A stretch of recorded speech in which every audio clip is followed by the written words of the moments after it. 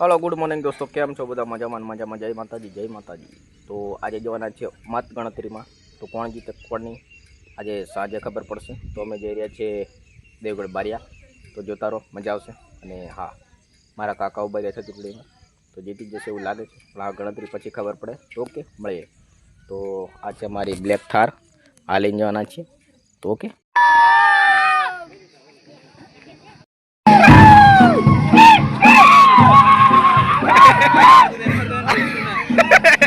मारा तो एक कम थी